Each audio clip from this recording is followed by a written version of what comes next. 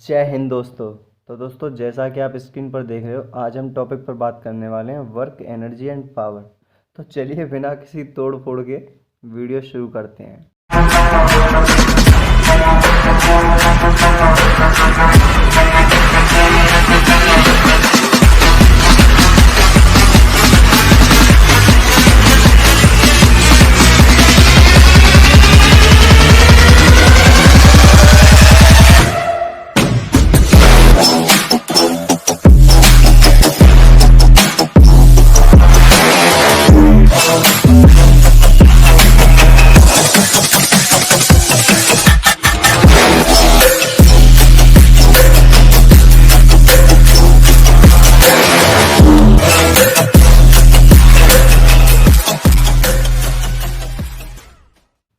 तो वीडियो शुरू करने से पहले यार, तुम्हें पता है तुम्हारे भाई का चैनल है, चैनल को सब्सक्राइब कर दो यार, और वीडियो को लाइक कर दो और शेयर कर दो, ताकि और भी जितने भी डिफेंस के बच्चे हैं उन सभी को ये सारी बातें मालूम पड़ जाए।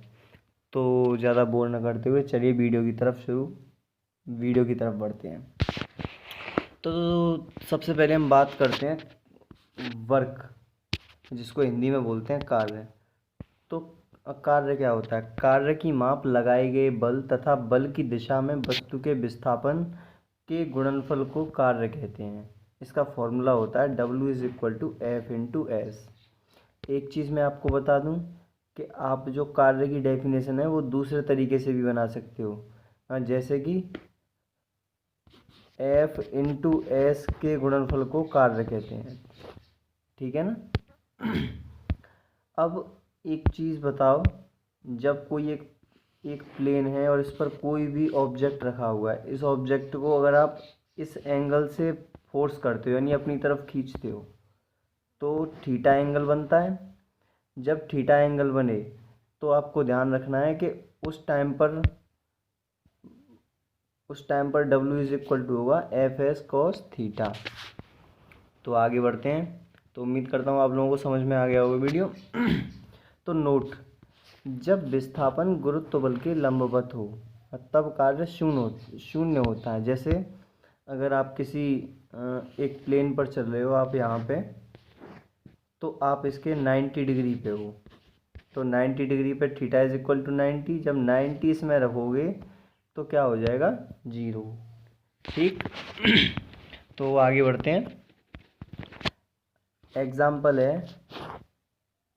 एग्जाम्पल है आपका, अभिकेंद्र बल द्वारा उपग्रह पर कोई कार्य नहीं किया जाता, क्योंकि जब उपग्रह पृथ्वी के चारों ओर चक्कर काटता है तब पृथ्वी द्वारा आरोपित बल की दिशा सदैव उपग्रह की गति की दिशा के लंबवत रहती है। तो ये इसका एग्जाम्पल है। अब एक चीज़ ये ध्यान रखना कि 1 जूल बराबर क्या होता है? 10⁻7 अर्ग। और 1 जूल को हम 1 न्यूटन इंटू 1 मीटर ये भी लिख सकते हैं। तो आपके वर्क में तो बस इतना ही है। अब इसके बाद बात करते हैं पावर, जिसको हिंदी में बोलते हैं हम शक्ति। तो किसी व्यक्ति या वस्तु के कार्य करने की दर को शक्ति कहते हैं। तो कार्य करने की दर क्या हो गई? अब जब आप किसी भी कार्य में जो दर है, जो टाइमिंग है, उसका डिवाइड दोगे तो वो आएगा पावर निकल के। तो उसी को हम शक्ति यानी पावर बोलते हैं। और इसका फॉर्मूला तो आप देख रहे हो, P=W/T। और दूसरा 1 वाट =1 जूल/सेकेंड।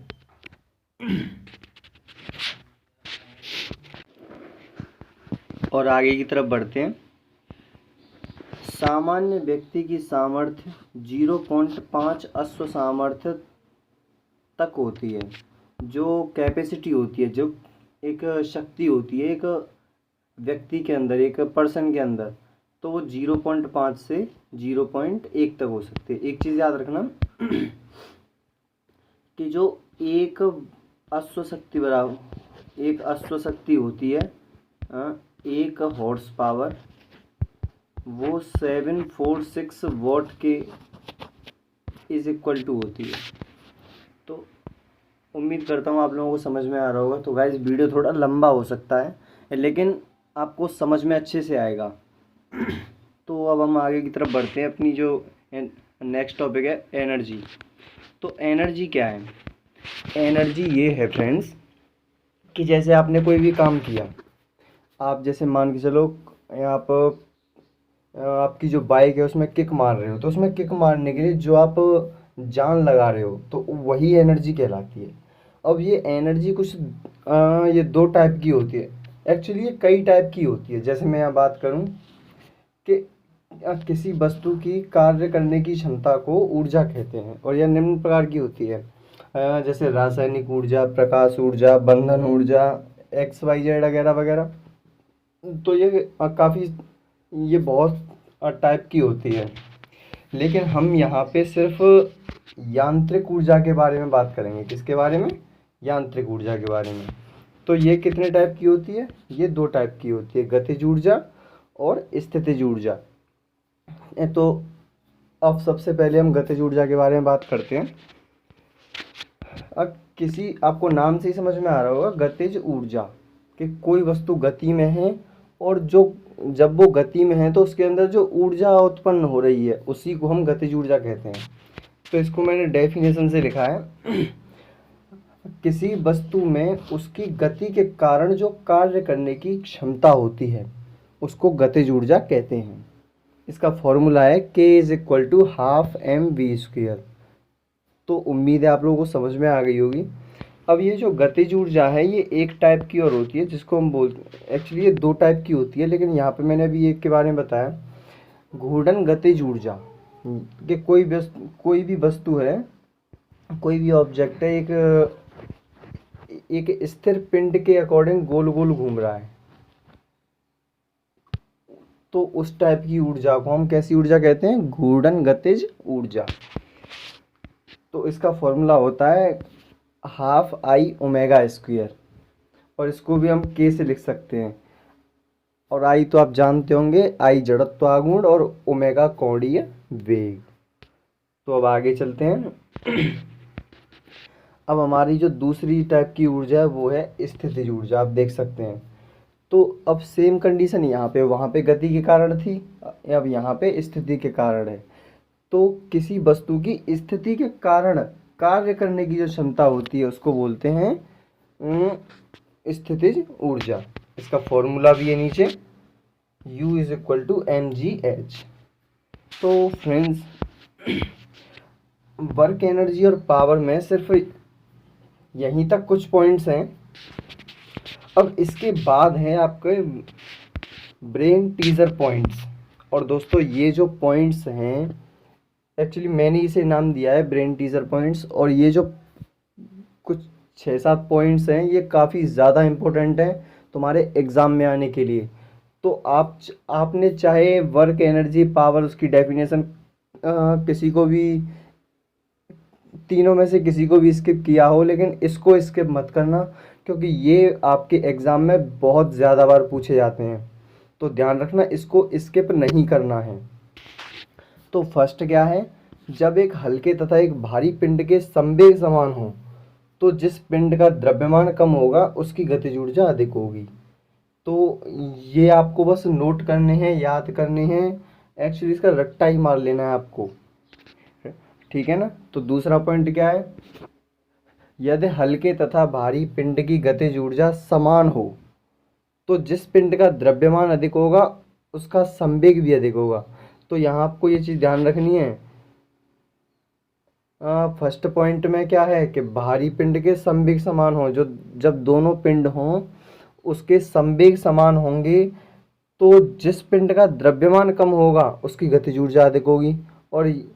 और दूसरे पॉइंट में कि गतिज ऊर्जा समान होगी तो जिसका द्रव्यमान अधिक होगा उसका संवेग भी अधिक होगा। ये तो उम्मीद है कि आपने नोट कर लिया होगा। अब थर्ड पॉइंट की तरफ चलते हैं। तो थर्ड पॉइंट क्या कहता है? वस्तु की गतिज ऊर्जा चाल पर निर्भर करती है। जैसे कोई भी वस्तु है वो गति कर रही है तो वो अपनी चाल पर डिपेंड करती है। किस पे डिपेंड करती है? चाल पर, और ना कि ऑब्जेक्ट पर। तो उम्मीद तो आप याद रखना कि वो उसकी स्पीड पे डिपेंड करेगी, ना कि ऑब्जेक्ट पर। एक समान वृत्तीय गति में वस्तु की गतिज ऊर्जा और चाल नियत रहती है। तो एक समान वृत्तीय गति क्या होती है, मैं आपको बताऊं। जब कोई वस्तु एक निश्चित चाल से, जिसकी स्पीड बिल्कुल एक कांस्टेंट हो, उस चाल से एक सर्कल में घूमती है, तो उसको एक समान वृत्तीय गति कहते हैं। तो उम्मीद है आप लोगों को समझ गए होंगे, क्योंकि इसका वेग गति की दिशा में परिवर्तन के कारण बदलता है। तो जिसका वेग क्या, यानी जो वस्तु होती है वो एक तो गतिज ऊर्जा सॉरी जो वस्तु होती है वो गतिज ऊर्जा की चाल पर निर्भर करती है और ना कि ऑब्जेक्ट पर। और एक समान वृत्तीय गति में जिस पर एक नियत स्पीड से, जो कांस्टेंट स्पीड होती है, सर्कल गोल गोल घूमती है। तो ध्यान रखना कि वस्तु गति ऊर्जा और चाल एक समान वृत्तीय गति में कैसी रहती है, नियत। अब नेक्स्ट टॉपिक है, ऊर्जा को न तो उत्पन्न किया जा सकता है और न ही नष्ट किया जा सकता है। इसको केवल एक रूप से दूसरे रूप में परिवर्तन किया जा सकता है। तो ध्यान रखना कि ऊर्जा संरक्षण का सिद्धांत भी है। किसका है, ऊर्जा संरक्षण। तो समझ गए होंगे आप लोग। अब नेक्स्ट टॉपिक पे चलते हैं।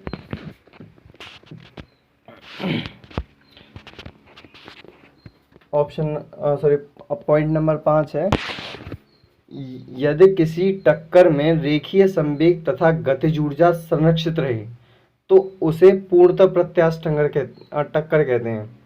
तो और जिसमें ये संरक्षित न रहे और गतिज ऊर्जा न रहे तो उसको अप्रत्यास्थ टक्कर कहते हैं।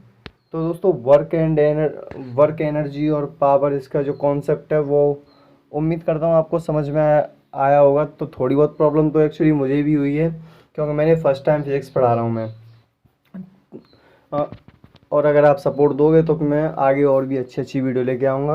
अगर वीडियो आपको पसंद आया हो तो वीडियो को लाइक कर देना और शेयर कर देना, और यार चैनल को सब्सक्राइब भी कर देना। Thanks for watching.